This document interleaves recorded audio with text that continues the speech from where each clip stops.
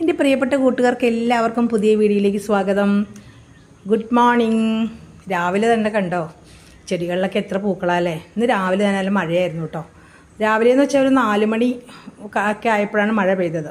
അതിനുശേഷം മഴയൊക്കെ ഇപ്പോൾ തോർന്നു, എന്നാലും വല്ലാതെ ഇരുണ്ടൊക്കെ പിടിച്ച് നിൽക്കുകയാണ്. ഇങ്ങനെ മഴ പെയ്യുമ്പോൾ പൂക്കൾക്കൊരു കുഴപ്പമുണ്ട്, പൂക്കളൊക്കെ വീഴാനായിട്ട് പോവും, പൂക്കളൊക്കെ കൊഴിഞ്ഞു പോവും. ഞാൻ വെള്ളമൊക്കെ കുടഞ്ഞ് കളഞ്ഞ് വെച്ചേക്കാം കേട്ടോ, അല്ലെങ്കിൽ പൂക്കളൊക്കെ പെട്ടെന്ന് താഴെ വീണ് പോകും.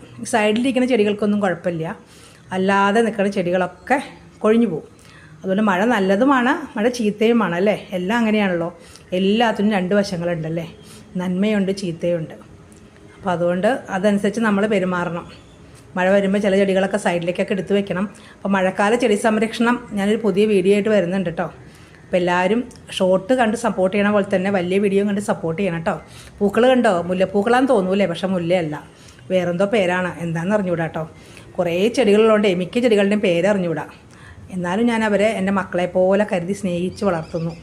പേരറിയാത്തൊരു പെൺകിടാവേ നിൻ്റെ നേരറിയുന്നു ഞാൻ പാടുന്നു എന്ന് കവി പാടിയതുപോലെ. ചെത്തിയുടെയൊക്കെ പേര് നമുക്ക് പിന്നെ എപ്പോഴും അറിയാമല്ലോ. ചെത്തിപ്പൂവിനും വേറെന്തൊക്കെ പേരാണ്, പക്ഷേ ഇപ്പോൾ നമ്മൾ പണ്ട് ചെത്തിയെന്ന് തന്നെ പറയാം അല്ലേ.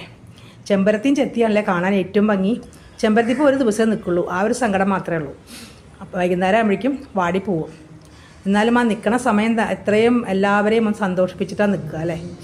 പിന്നെന്താ, ഭ്രാന്തന്മാരുടെ ചെടിയിൽ നിന്നൊക്കെ പൂവെന്നൊക്കെയാണ് ചെമ്പരത്തി പറയുക. എന്നാലും എത്ര പൂക്കളാന്ന് നോക്കൂ അല്ലേ.